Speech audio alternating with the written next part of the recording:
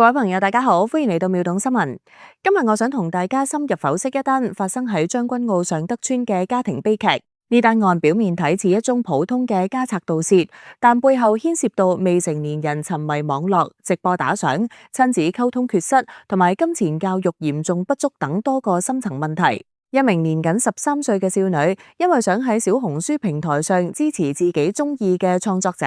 竟然喺短短2個月內，多次喺媽媽嘅手袋偷取夾萬鎖匙，以螞蟻搬屋嘅方式，逐步偷走家中大約38萬元現金。當媽媽發現巨款消失之後，雖然心如刀割，但仍然選擇大義滅親，即刻報警，將親生女兒交俾警方處理。呢個決定喺社會上引起巨大迴響，有人讚揚呢位媽媽有勇氣，有人則為呢個家庭感到惋惜同心痛。事發喺2026年6月12日，即係上星期五下午大約1點鐘左右，將軍澳尚德邨上人樓一個住宅單位入面，一名47歲姓翟嘅媽媽發現自己放喺房間夾萬入面嘅現金突然不翼而飛，總數大約38萬元。夾萬同大門都冇明顯損毀痕跡，屋企亦冇外人入侵嘅跡象。呢位媽媽自然第一時間懷疑係屋企人所為，佢即刻報警求助。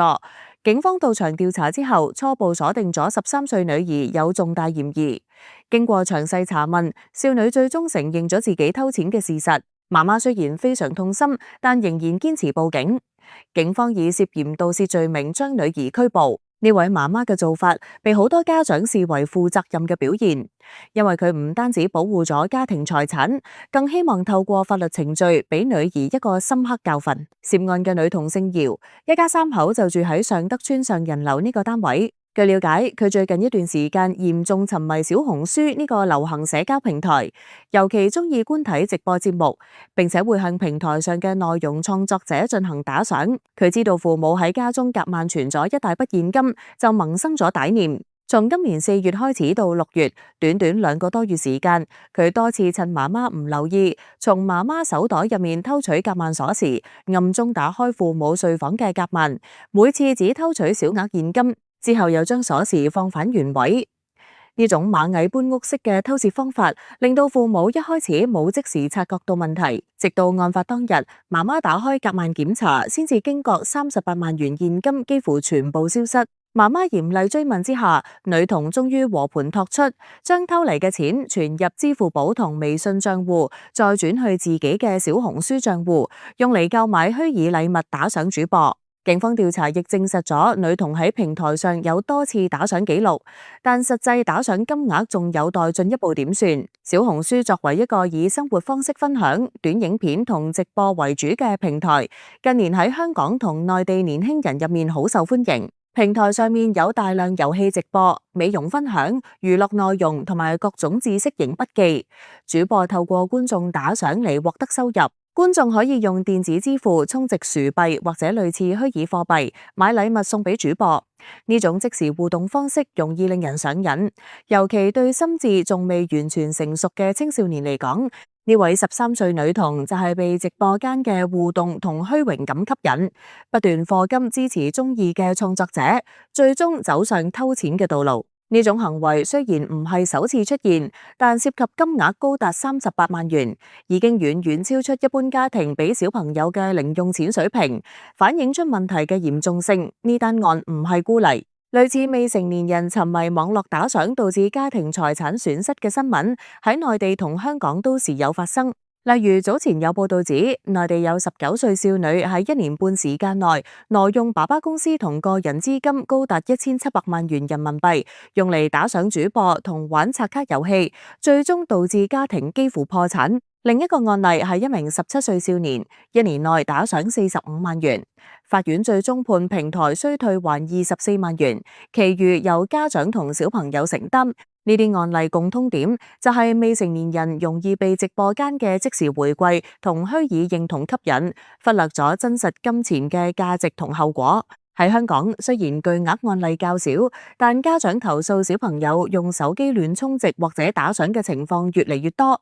反映出家長監管同平台保護機制仲有好大改善空間。從法律層面去睇，香港同中國大陸對於未成年人打賞行為嘅處理方式有所不同，但都傾向保護心智未成熟嘅小朋友。喺中國大陸，因為小紅書主要係內地平台，適用民法典同相關指引。8歲以下嘅小朋友屬無民事行為能力人，所有打賞行為完全無效，家長可以要求平台全額退款。8歲至未滿18歲嘅未成年人屬限制民事行為能力人，如果打賞金額巨大，超出佢哋年齡同智力相適應嘅範圍，而且未經監護人同意或者事後追認，行為就可以被撤銷或者認定無效，家長有權向平台追回款項。最高人民法院嘅指導意見明確指出，限制民事行為能力人未經監護人同意參與直播打賞等支出與年齡、智力不相適應嘅款項，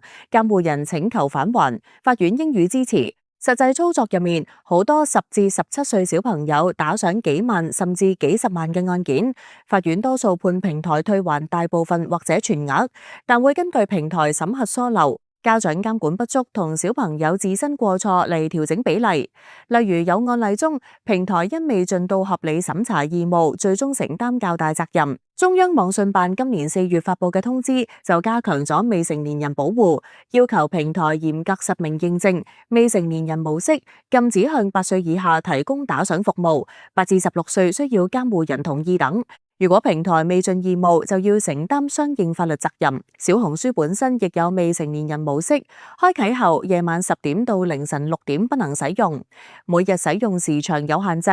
打賞同充值功能會被關閉。至於香港，雖然冇針對直播打賞嘅專門法例，但可以依靠一般合約法同普通法原則。18歲以下屬未成年人簽訂嘅合約，如果唔係必需品，就可以主張無效或者可撤銷。打賞明顯唔係日常生活必須，家長可以透過民事途徑追討，先向平台投訴、聯絡消費者委員會或者去小額錢債審裁處，甚至法院入稟。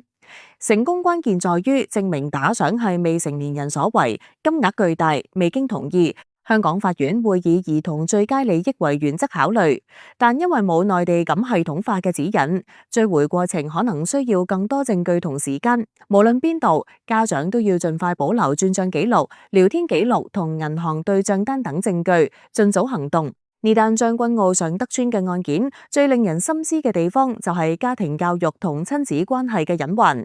13歲正係青春期，心理同生理都喺急速發展階段，對外界刺激特別敏感。女童沉迷小紅書直播，可能係因為現實生活入面缺乏足夠關注，或者想透過打賞嚟獲得虛擬世界嘅認同感。父母將大筆現金放喺屋企夾萬，雖然係常見做法，但冇做好足夠監管。鎖匙放手袋入面，亦容易俾細路有機可乘。註冊社工同心理輔導人員指出，現代家長忙於工作，好多時忽略咗同子女嘅深入溝通。小朋友上網時間冇限制，手機使用冇監控，就容易陷入網絡成癮。呢一代青少年對電子支付冇實質金錢概念，容易將虛擬打賞當成小事。家長可以從小教導正確理財觀，例如帶小朋友去街市買油，了解物價，或者設定家庭預算，一齊討論開支。同時要主動了解子女用緊嘅 App， 設定家長控制功能，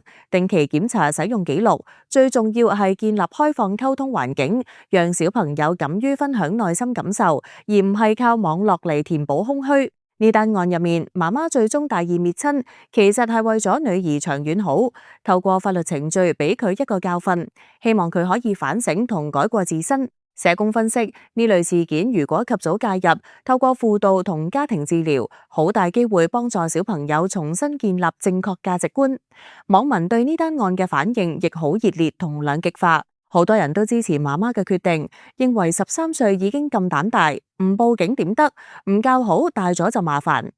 有人分享自己家庭經驗，話小朋友沉迷手機，家長一定要嚴格管教。但亦有人同情女童，質疑父母平時有冇足夠關心，將38萬現金放屋企本身就有風險。家長忙工作，小朋友獨留屋企，心理需要冇得到滿足先至會咁做。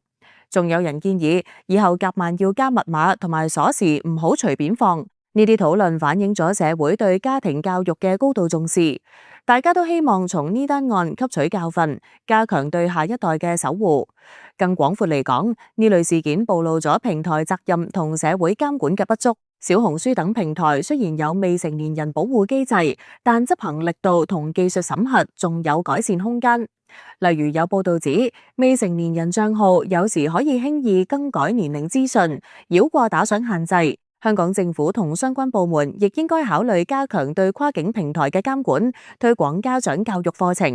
學校可以將網絡安全同理財教育融入課程，幫助學生建立正確價值觀。作為家長，千祈唔好等到出事先醒覺，日常可以同小朋友一齊制定上網守則，例如每日使用時間上限、禁止深夜上網、重要支付需要家長確認等。同時多花時間陪伴，了解佢哋嘅興趣同壓力源頭，用正面引導取代純粹禁止。回顧呢單將軍澳尚德邨13歲少女偷38萬打賞小紅書案，表面係一宗家庭盜竊，但背後牽涉未成年人、心理健康、網絡成癮、金錢教育、平台責任同法律保障等多個層面。希望透過呢件事，更多家長可以警醒起來，加強對子女嘅關懷同監護。平台亦應該繼續完善保護機制，減少類似悲劇發生。對於呢位女童，雖然犯咗錯，但佢仲係未成年人，相信透過家庭同社會嘅幫助，